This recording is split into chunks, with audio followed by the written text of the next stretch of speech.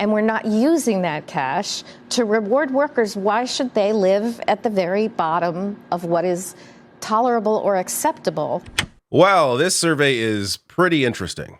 It appears now that it's not just the average person that believes the wealthy are not being taxed enough, but it is also, in fact, the wealthy themselves, the millionaires and the billionaires that are saying we must be taxed more. So I'm going to dive into the results of this survey, and this is a survey of wealthy individuals all across the world, not just North America. I think if it was just North America and, let's say Europe, I think it would be maybe a different number here, a different result.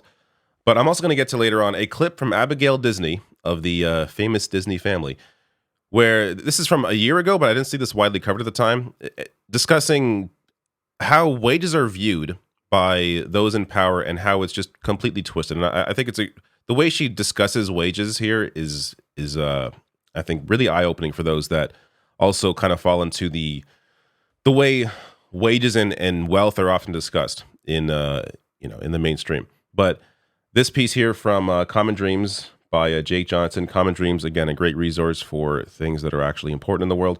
Let me get to some of the results here. So this survey, in case you want to know who was conducted by, London-based firm Survation on behalf of patriotic millionaires. So this is an advocacy group that campaigns for a more progressive tax system. So to be clear, this is the result they want. But at the same time, they pulled a hell of a lot of people to get these numbers together. So the survey, which polled over 2,300 millionaires in G20 nations, found that 74%, quote, support higher taxes on wealth to help address the cost of living crisis and improve public services. More than 70% of the respondents said they believe wealth, quote, helps buy political influence, and a majority see extreme concentrations of wealth at the very top as corrosive to democracy. I just got to pause there for a second, not just a cough. This is just a fact. Wealth helps buy political influence. It's one thing to, give your opinion and say, hey, I don't want to pay higher taxes. It's another to deny the existence of reality. Wealth, of course, helps buy political influence. Now, maybe it's possible this number is only 70% because other countries, that's less of an issue than it is in, again, North America and Europe. But Princeton University study, public opinion has near zero impact on U.S. law. Does public opinion affect the political process? Gillens and Page found the number of Americans for or against any idea has no impact on the likelihood that Congress will make it law. The preferences of the average American appear to only have a minuscule, near zero, statistically non-significant impact upon public policy. But the one thing that does have influence, of course, is money. And in America, I would say that's, even to greater degrees because of the amount of corporate money in politics. But this is still the case just generally in terms of the kind of company that those in power or those who are wealthy keep. And it's often, again, with those in power. It's the opinions. It's the people that politicians are around in most cases, who they're talking to. Whether it's closed door meetings, whether it's fundraisers or events to raise money for their campaigns. This is the company that they keep. Those in power, those that have money, even if they have a clean heart, a clear mind, they really want to work on behalf of the average person. If you are around people who have power, if you're around business leaders all the time, if you're always speaking to the Chamber of Commerce, you're going to have a certain perspective on issues, or at least in some way be impacted by that company that you keep. So that is just a fact. Now, diving a little more into some other data here from this same survey, is extreme wealth concentration a threat to democracy?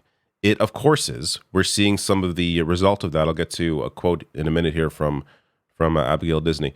But on this, 54% agree, 40% disagree, as Abigail Disney is quoted in that survey saying, throughout history, pitchforks were the inevitable consequence of extreme discontent, but today the masses are turning to populism, which is on the rise throughout the world. So just pausing there for a second. This also shows me that Abigail Disney is, if you've seen her before in interviews, and again, we'll get to a clip of her.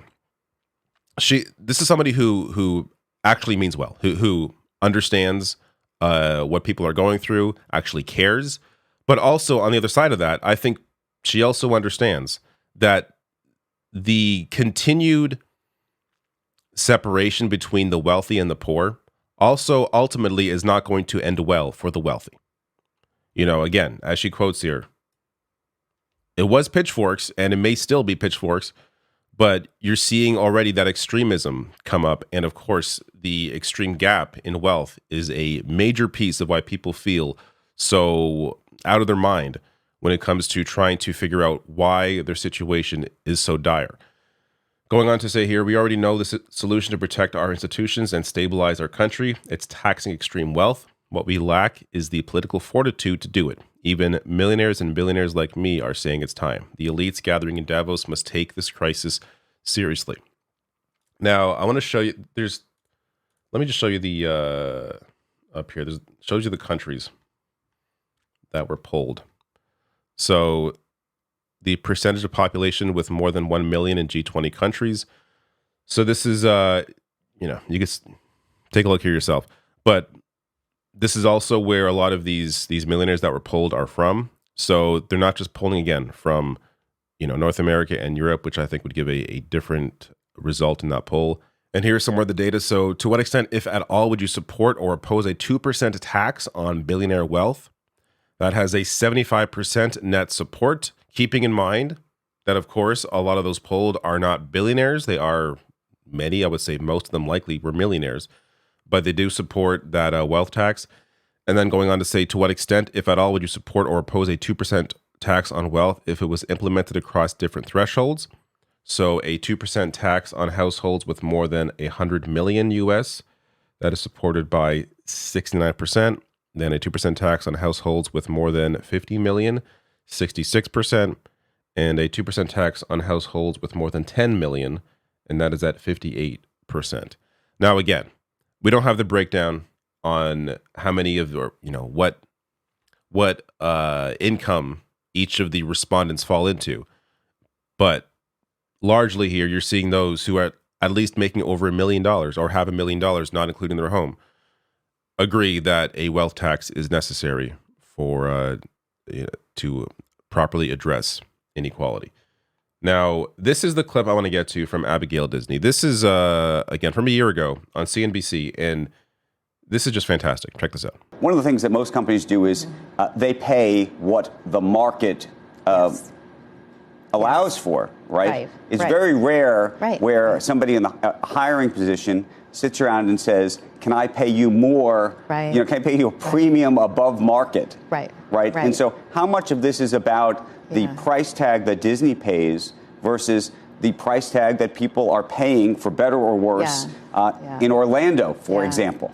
The problem with relying on the market too heavily for figuring out what you should be paying people is the market is in a state of near collusion around the idea of what you pay hourly workers. I mean, it is everything short of collusion in the sense that if I go to McDonald's, if I go to Wendy's, if I go to Amazon, if I go to a lot of places, I'm going to get something in the same range. But isn't that because that's the market? What the market decided. Right. But the market has also decided that there has to be these huge rewards for shareholders, huge rewards for management. There's so much cash floating around in American businesses today. Right. They're so profitable, and we're not using that cash to reward workers. Why should they live at the very bottom of what is tolerable or acceptable in the public eye? I just don't understand. I know and I get it about cost, but labor isn't a cost. These are human beings that work as your partners in creating those profits. And if they're your partners, how are they different from management, and why are we not thinking differently about keeping them with you and retaining them and giving them livelihoods? I love how Abigail Disney here reframes the conversation around the market. And I'm going to go further on that. What is the market in terms of, who decides what wages are? The market are corporations. They're deciding how much you should make for what you do. Why should that be why should the market be the deciding factor? This is why there needs to be higher minimum wage laws, or laws for higher minimum wage, but also, even more importantly, unions. This is part of the reason why unions are so important. Because when you have when there are people working together to fight for their own rights, setting standards for what is acceptable in the workplace, that raises income for everyone, even those not in a union, because that union now is part of that market deciding what people should be paid in the market. As you see, and I've shown this a million times. So if you've watched my videos, I'm sure you've seen this a million times. But this is from the the Economic Policy Institute. As union membership declines, income inequality increases. So as union membership dropped since the 1960s here, really 1950s, you see the share of income going to the top 10% increasing. Because workers in this scenario have less say. Because they have less say, who has more say? Who makes more money? Those at the top. Those running the show.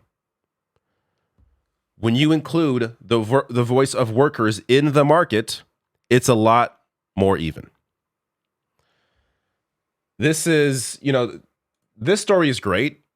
It's great to see this because it does eliminate a talking point for politicians. The talking point that those that work hard deserve to make what they make.